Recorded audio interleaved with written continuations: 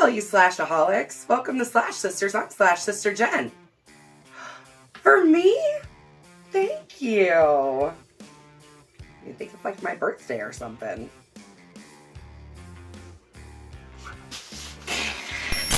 Hey all you Slashaholics. Welcome to Slash Sisters. I am Slash Sister Jen. And I'm Slash Sister Hallie, and we want to welcome you back to our channel for horror movie reviews by horror movie fans. That's us. Sometimes. If you're new here, welcome. We do fun horror stuff here.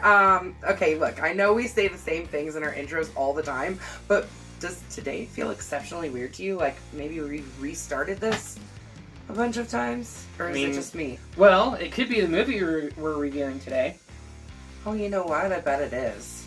This movie is just a big bunch of deja vu piled on top of deja vu with some really fun slashy murders and like a Groundhog Day feel to it too. I mean, they hailed this movie as Groundhog Day meets Scream. So. Yeah. So, what movie are we talking about? Well, we are talking about Happy Death Day! So, why don't we just go ahead and jump right in before something else weird happens and I suddenly pass out and wake up again. The story starts with Tree Geblin. Geldman? Who cares what her last name is? Her name's freaking Tree. No, her name's Teresa. Teresa, but everybody calls her Tree. Right. Clearly very hungover, waking up on her birthday in a dorm room of a guy she doesn't seem to recognize, who introduced himself as Carter. She ignores a call from her dad, acts extremely rude to Carter, and basically just like exits out of his room, doing the walk of shame across campus, returning to her sorority house. Her sorority housemate Lori gives her a cupcake with a candle in it for her birthday, which she throws away, stating that it has too many carbs. I see you've got yours there. I do, but I personally think there's just never enough carbs in the world. I love carbs. Sugar, sugar, sugar. Tree...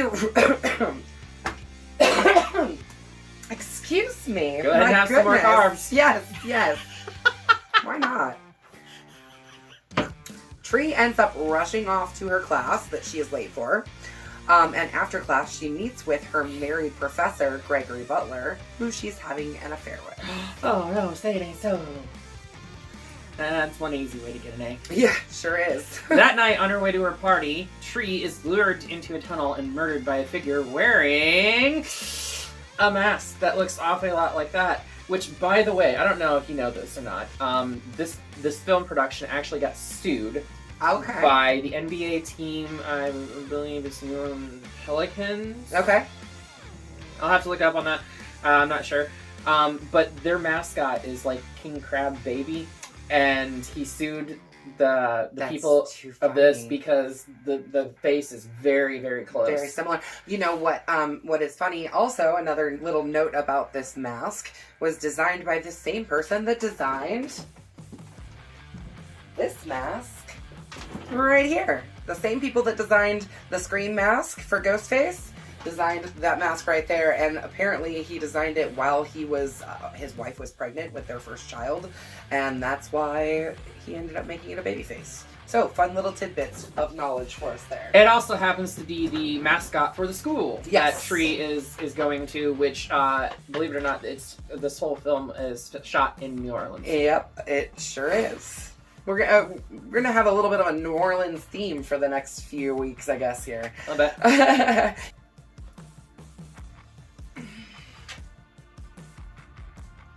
Oh, shit! You'll understand later. Tree immediately wakes back up in Carter's bed in the exact same position, and weirdly the day begins to repeat itself, exactly the same as the previous day. Baffled, she relives the day, this time avoiding the tunnel and reaching the party, which is a surprise party for her birthday. However, the babyface killer follows her and murders her yet again.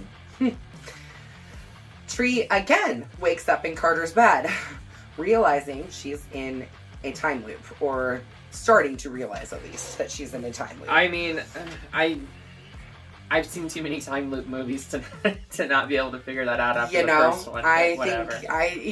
think after the first day, I would be like, all right, I'm fucked. Something's wrong. Something is wrong, and I gotta figure this shit out. Right. Clearly, whatever I need to figure out is who the hell is killing me.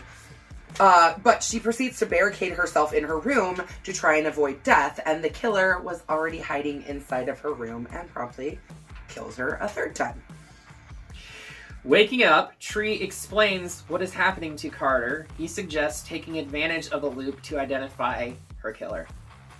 Yeah, so basically he's like, why don't you just, like, each time you're just kind of like process of elimination, you gotta figure it out eventually who this killer is. Mm-hmm. She spends the next several days, iterations, however you want to look at it, trailing people who she considers to be suspects, but each time she is killed by the babyface killer. Whilst watching the person that she thinks is the babyface killer. Right. After waking from a loop where she is bludgeoned, Tree faints and awakens in the campus hospital. Her body shows evidence of recovery from multiple traumatic injuries, indicating she has retained physical damage from her previous deaths. Yes. Which, I mean, I guess if you think about it, if she keeps doing this, eventually she's going to die forever. I mean, it makes sense that the brain trauma would be for there over and over, but I mean, I don't think there was any stabbed? physical trauma to her. Yeah. You know? Yeah, true. When the killer shows up at the hospital, Tree escapes the hospital in Gregory's car, only to be pursued and killed again. Back in Carter's bed, Tree convinces him of her predicament by demonstrating her knowledge of the day's events. Which, I love this scene so much. It's so funny when she's like walking around, she's like, sprinklers, and that guy's about to pass out. You know, she like brings the pillow along with her. So well, funny. that was later. That was later when Yeah. she's trying to do the right thing. Right, yeah. It happens so many times. It's such an interesting plot device to use. I mean, they've done it. They did it in Groundhog Day with Bill Murray, absolutely, which actually gets name dropped later in the film. Yeah. So she admits to Carter that she hates herself and the person that she had become, at least prior to all this. I mean, repeated she death. was in a sorority, and we all know sorority bitches be Yeah, bitches. and she was just like downright rotten, like ugh, mean to people. She really loathed herself because of pushing her father away after the death of her mother 3 years ago, and tells him the reason she hates her birthday now is because she and her mother shared a birthday. Yeah. Did they ever really explain what happened to her mom? I don't think they gave like a cause of death or anything, did they? No, and I honestly, when we find out the killer or whatever, I thought that the killer had killed her mom, and that's why she's in the time loop. Oh. Because they said that he was stalking women. He was on the run for 5 months, but that doesn't mean that he hadn't been killing for years prior. Right. The director did state that if you watch the film carefully, you can figure out why she's in the time loop, until we're proven otherwise with the third one, which they're supposed to be making. Yep. Because there is a sequel to this and the third one in the works. I'm going to go with the fact that the person that we're about ready to name here killed her mom, and that's why she's in the time loop. Oh. That's my theory, at least. That makes a lot of sense, actually. So, Tree sees a local news report about John Toombs, a serial killer being held at the campus hospital. That's the guy. Yep. She assumes that Toombs must be her killer and rushes to the hospital to warn them of his escape.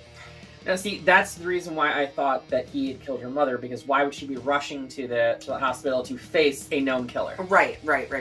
I mean, aside from the fact that she's been killed repeatedly and right. she thinks that it's him. Right. So. I mean, there's that, but I still think that there is that nugget of the fact that he may have killed her mother 3 years prior. Yeah, for sure. Toombs breaks free and nearly kills Tree. That rhymes. Whatever. But Carter follows and rescues her. Toombs kills Carter before chasing Tree to a nearby bell tower, where she subdues him with a crowbar. Way to go. Yeah. Before delivering the fatal blow, she realizes that if she kills Toombs and ends the loop here, Carter will remain dead. So, she runs to the top of the tower and unalives herself by hanging herself from the bell rope. Yeah, that happened. Yeah. It's fast. It's very quick. I mean, yeah, but still. Yeah.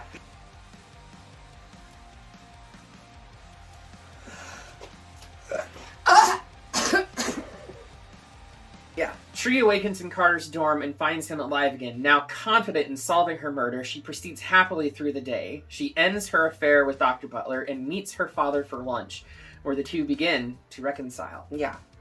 That night, she goes to the hospital and traps and kills Toombs. Relieved to finally be free, she celebrates her birthday in Carter's room, and she eats the cupcake that Lori had given her that morning that Lori, she never her ate. roommate. Lori is her roommate, yes. Tree wakes up still in the loop. Horrified, she returns to her room with the intent to run away, where Lori offers her the cupcake again. Mm-hmm. Tree realizes that the previous loop was the only time she had ever eaten the cupcake, and that she had died in her sleep, which means that Lori poisoned her and is her true killer. Well, I mean, technically both of them were killing her, but yes, because Lori was working in the hospital. I think they were both med students, right? Because she was having the affair with the Dr. Butler, who was their teacher, and whatever. Yes, but yeah. So Lori freed Toombs. Yeah, she uses her job as a nurse at the hospital to free him and frame him for the murders. Because if Tree doesn't eat the cupcake, then she has a backup plan with a psycho killer on the loose. Right. So Tree threatens to take the cupcake to the police to prove that it's poisoned, but Lori ends up attacking her.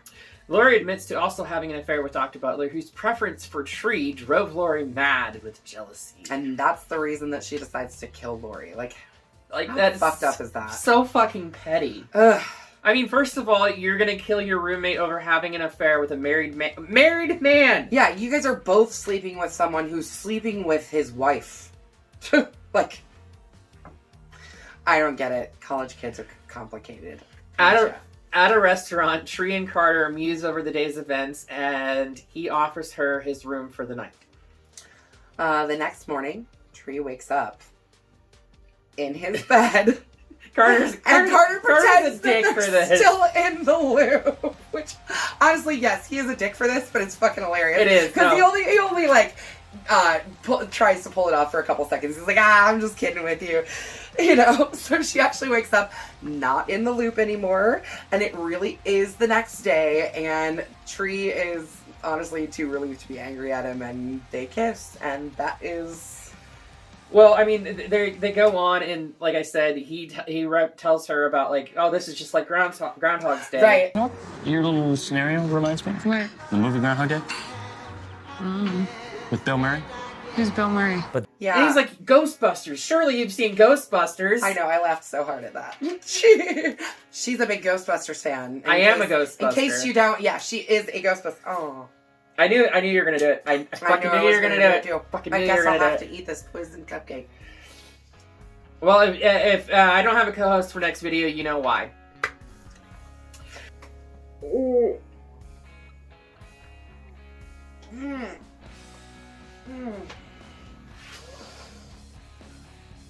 Oh, not again. Oh. Right in the tip.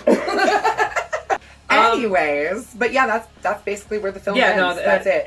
Until we get the sequel, where not only she's dying in the sequel, but her friends are dying. Her friends, yeah, and don't they like trap somebody in a loop? Like I don't know. They're all trapped in a loop. I have not seen the sequel, but Neither I know that there's like some kind of machine that is made to trap people into this loop or something. Oh, I did not know that. That's the only thing I really know about it. I think they're working with the government. I don't know.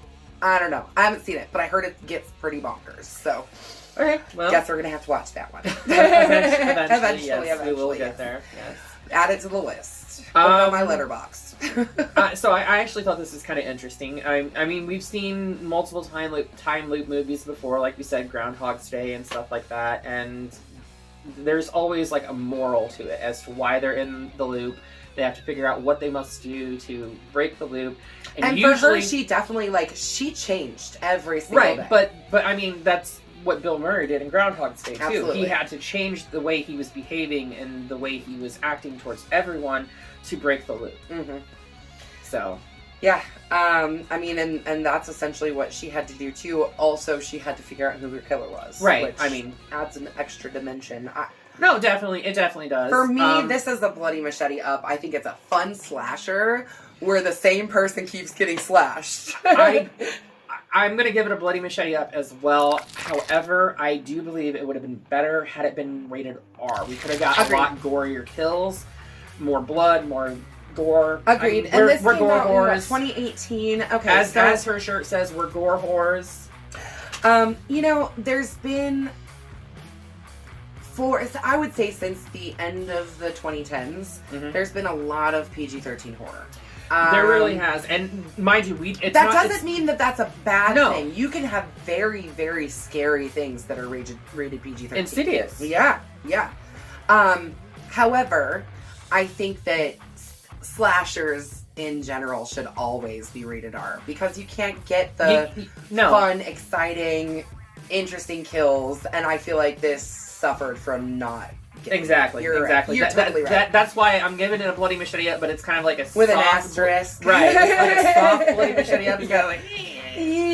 Yeah, I get that. I really love this movie. I thought it was a fun watch. I mean, no, it's definitely a fun watch. I'm not belittling it. It's not boring at all. No, like, because it's so fast paced. It's just like one day after another, after another, after another, and she just keeps getting killed over and over and over and over again. I think it keeps things really interesting and fun. Definitely. So with that, we are going to send this into its own time loop. Boop. Get out of here. So with that, we are going to send this into its own time loop.